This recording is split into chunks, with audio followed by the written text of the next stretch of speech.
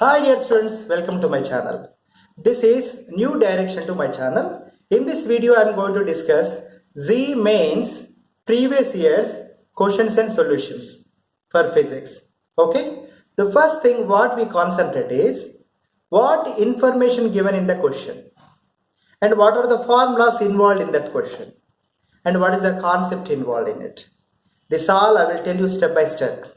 And most important thing, how quickly you can solve the problem. That is the most important thing. Time is crucial. Within the time you have to solve the problem. That all we will discuss in this video. Keep watch forward, you will understand very clearly.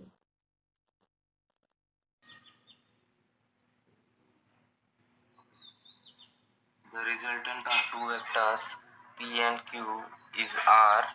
If the magnitude of Q is doubled, the resultant vector becomes perpendicular to P. Then the magnitude of R is equal to. Okay, this problem we will do now. The options given are like this. A is P plus Q, B is P, and C is P minus Q, and D is Q. Okay, now we'll see the solution. Here I have drawn the figure like this. Vector P is along this direction. Vector Q is along this direction. The resultant must be in between P and Q. The angle between P and Q is theta. That is not altering. It is fixed. But what he has changed, the magnitude of Q is doubled. You see the second figure? The P direction is same. The 2Q direction is same. Only magnitude is increased by double. Because of this, when magnitude of Q is increasing, resultant will shift towards Q only. So that is why initially the resultant direction you see in the figure, first figure, but in the second figure the resultant shifted towards the 2Q. So the resultant made angle 90 degrees with P. That is a given information. Okay, so with that we have to solve the problem. What is the resultant? We have to calculate. Agree? Now simple formula, the resultant R square equal to P square plus 2 Q square plus 2PQ cos theta. Equation 1. R square equal to P square plus Q square plus 2PQ cos theta. Equation 1. But it's very simple to solve the problem. You see here in the second figure, right angle triangle. In the second figure I am showing. So this R cap is resultant. Resultant magnitude will change definitely because Q magnitude double, no? So resultant also changes. But angle between P and 2Q is fixed. So from this right angle triangle in the second figure, this R cap is adjacent side, 2Q is hypotenuse, and you see here one opposite side. So alpha is the angle between resultant R1 and 2Q. So 2Q sin alpha, 2Q sin alpha is opposite to the P. So it should be equal to P. Okay. So this 2Q has two components. One is adjacent to alpha, that is resultant R cap. Perpendicular to R cap, that is 2Q sin alpha. So you know vectors opposite direction, they are equal now. So 2Q sin alpha equal to P. So that condition we got from this figure. So sin alpha is equal to P by 2Q. Now theta is 90 plus alpha. Okay. Then in the first equation, cos theta we don't know. Cos theta equal to cos 90 plus alpha. That is nothing but minus sin alpha. That is minus P by 2Q.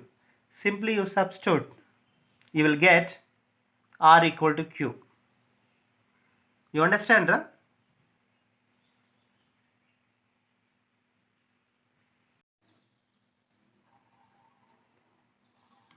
The resultant of the three vectors 1, 2, 1, 2 and 3 units whose directions are those of the sides of an equilateral triangle is at the angle of. Okay, good.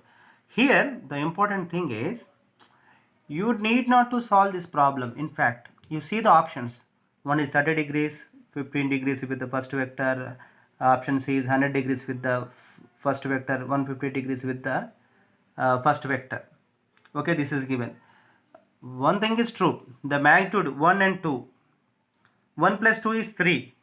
So if 1 and 2 both are along the same direction, then only it will become 3. So exactly opposite 3 is there, that time resultant will become 0 in general. Okay, here what he has given information is sides of a equilateral triangle. These 3 vectors are representing sides of a equilateral triangle. So you see here, from the option I can say directly it should be 150 degrees. Why it is 150, I will explain you. You see the figure, how to represent this I will tell you first. This is a triangle you are seeing now. So this is base is 1, another side is 2, another side is 3. Okay, so I am representing like this. One vector is right side. You see the second figure. Second vector is like this, and third vector 3 is like this. Resultant of 1 and 2, it must be between 1 and 2. It should be towards 2. Resultant of vector 1 magnitude, vector 2 magnitude.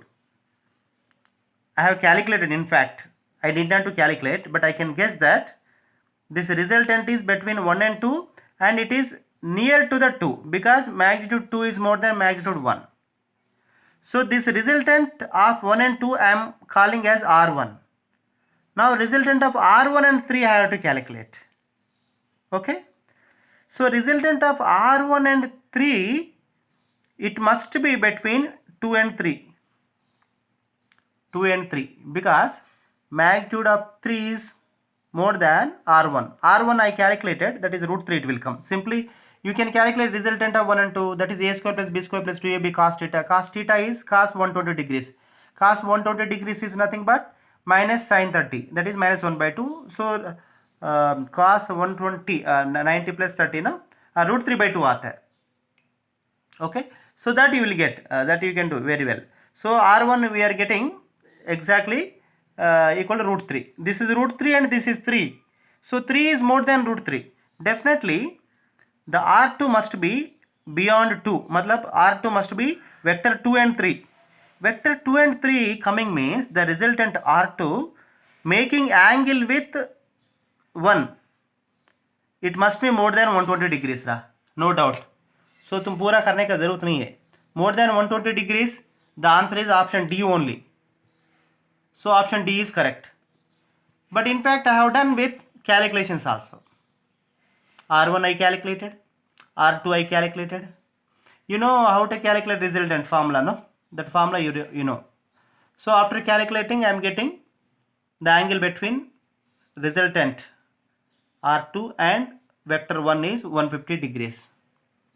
You understood, right? Yes, sir.